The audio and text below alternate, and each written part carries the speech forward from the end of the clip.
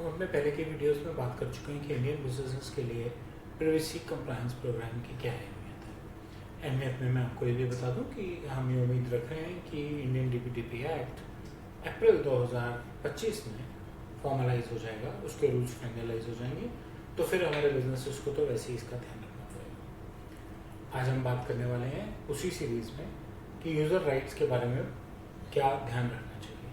मेरे YouTube channel पे आपका स्वागत है, जिस पर आप रोज डेटा प्राइवेसी पे नया कंटेंट देखते हैं। और जैसा कि मैंने कहा, आज हम बात करने वाले हैं कि यूज़र राइट्स पे क्या ध्यान रखना चाहिए।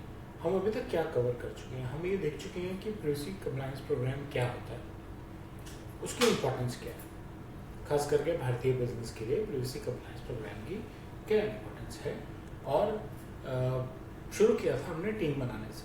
ज़रूरी है, किसी की जिम्मेवारी तो होनी चाहिए सिस्टम में काम करने की, तभी कोई काम करेगा, तभी कोई देखेगा काम हो रहा है कि नहीं हो रहा। तो सबसे पहले हमने प्राइवेसी टीम बनाई, फिर हमने प्राइवेसी टीम से डेटा मैपिंग कराई। हमें ये जानना जरूरी है हमारे पास क्या डेटा है, कहाँ पड़ा है, कैसे पड़ा है, क्या हमारे प्रोसेसेस में डेटा कैसे यूज़ हो रहा है, डेटा कैसे प्रोसेस हो रहा है। सारे प्रोसेसेस को हमने देखा, इस तरह से देखा कि प्रोसेसेस में क्या रीचेक करना है, उसके बारे में हमने ब्रीफली बात की। उसके बाद हमने बात करनी शुरू की प्रिंसिपल्स के बारे में। आप डेटा कलेक्ट करने से पहले बताएं कि आप डेटा क्यों कलेक्ट कर रहे हैं, आपका क्या पर्पस है, मिनिमम डेटा क्या है, क्यों मिनिमम डेटा चाहिए। हमने कल की वीडियो में डेटा मिनिमाइजेशन और पर्पस लिमिटेशन की बात की थी कि अगर पर्पस क्लियर है तो कंसेंट लेने में क्या दिक्कत है, कंसेंट लीजिए ना। और हम इंटरनल टीम से क्या एक्सपेक्ट करते हैं और हम एक्सटर्नल टीम को क्या बताना चाह रहे हैं, इन दोनों के लिए डॉक्यूमेंट पब्लिश कीजिए, जिनको हम प्राइवेसी पॉलिसीज और प्राइवेसी नोटिस कहते हैं। तो ये दोनों चीज़ें जो हैं, ये तीनों चीज़ें जो हमने कल समझी थी, और आज हम समझने वाले हैं कि यूज़र के राइट्स क्या होने चाहिए। हमें अपने प्रोसेसेस में ध्यान देना चाहिए कि यूज़र अपने राइट्स से सेटिस्फाइड है। ठीक, सबसे पहले राइट टू एक्सेस इन्फॉर्मेशन। कभी भी यूज़र चाहे कि वो जानना चाहे कि आपके पास उसकी क्या इन्फॉर्मेशन है, तो राइट टू एक्सेस इन्फॉर्मेशन का अपना राइट यूज़ करके आपसे बोल सकता है कि मैं अपनी इन्फॉर्मेशन एक्सेस करके देखना चाहता हूँ कि आपके पास क्या इन्फॉर्मेशन है। आपको उसको इन्फॉर्मेशन दिखानी पड़ेगी। आइडियली आपको एक पोर्टल उसको ऐसा देना पड़ेगा जिस पे उसको अपनी इन्फॉर्मेशन कभी भी नज़र आए, और कभी भी वो चाहे तो अपनी इन्फॉर्मेशन को करेक्ट करा सकता है, इरेज करा सकता है। ऐसा होता है, हम एक दिन बैंक अकाउंट खोलते हैं, 6 महीने बाद घर बदल लेते हैं, मैंने तो नाम भी बदला है, स्पेलिंग्स बदले। तो आपके पास राइट है बैंक अकाउंट के लिए। अब हम कह रहे हैं कहीं भी आपका पर्सनल डेटा इस्तेमाल हो रहा है, आपके पास राइट है कि आप वहाँ जाके उसमें चेंज कराएं। और ये कहने को राइट्स हैं, लेकिन एक्चुअली बेनिफिट बिजनेस का है। क्योंकि अगर मेरे पास एड्रेस गलत है, फ़ोन नंबर गलत है, ईमेल आईडी गलत है, गलत इसलिए है क्योंकि वो चेंज हो गई। गलत इसलिए भी हो सकता है कि मैंने कोई थर्ड पार्टी डेटाबेस खरीदी थी, उसके पास अपडेटेड इन्फॉर्मेशन नहीं थी। मेरे साथ तो रोज़ होता है ना, इसलिए आप यही नहीं डिसाइड कर पाते कि कौन सी थर्ड पार्टी डेटाबेस कितनी की रिलायबल है। तो आपके पास right to correction and right to erasure है, जिससे कि आप अपना डेटा चेंज करा सकें टाइम टू टाइम, या डिलीट ही करा दें।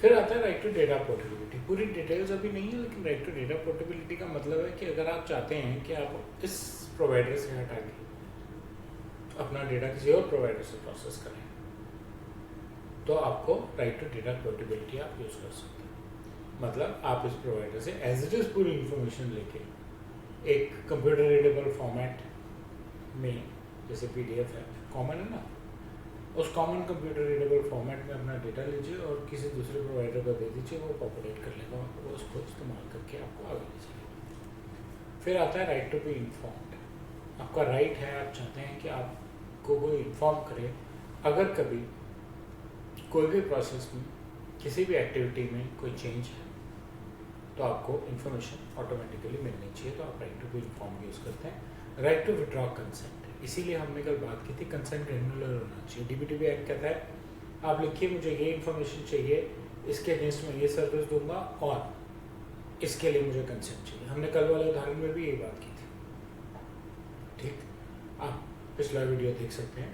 तो आपको, क्योंकि आप कंसेंट लेने का फॉर्म ग्रेन्युलर बना रहे हो, ऐसे ही आपको विड्रॉ करने का भी फॉर्म बनाना पड़ेगा, उसको भी ग्रेन्युलर ऑप्शन देनी पड़ेगी। कोई फुल विड्रॉ करना चाहता है तो ठीक है, एक अलग बात है, लेकिन अगर कोई, जैसे हमने कल कहा कि मुझे आपके यहाँ से फिजिकल लेटर नहीं चाहिए, है ना, तो आके आपको राइट टू विड्रॉ कंसेंट में, राइट टू दी, जो उसने आपको कंसेंट दिया हुआ था कि आप उसको फिजिकल लेटर भेज रहे थे, वो कंसेंट विड्रॉ कर सकते हैं। फाइनली ग्रीवेंस रिड्रेसल, हर बिजनेस में ग्रीवेंस रिड्रेसल मैकेनिज्म होना जरूरी है, जिसमें आपको बिजनेस आपको अगर कोई दिक्कत आ रही है तो उसका जवाब दे सके। और ये ऑटोमेटिक है कि अगर आप उस बिजनेस के ग्रीवेंस रिड्रेसल सिस्टम से खुश नहीं है तो आप डेटा प्रोटेक्शन बोर्ड पे जा सकते हैं, और वहाँ से खुश नहीं है तो आप आगे भी जा सकते हैं। ग्रीवेंस रिड्रेसल सिस्टम भी आप यूज़ कर सकते हैं और अपने आप का बचाव कर सकते हैं। तो ये थे यूज़र राइट्स जो DPDP एक्ट में हैं, दिए हुए हैं, और उनके संक्षेप में मतलब आने वाले वीडियोस में हम प्रिवेसी कंप्लायंस प्रोग्राम के बारे में और बात करेंगे।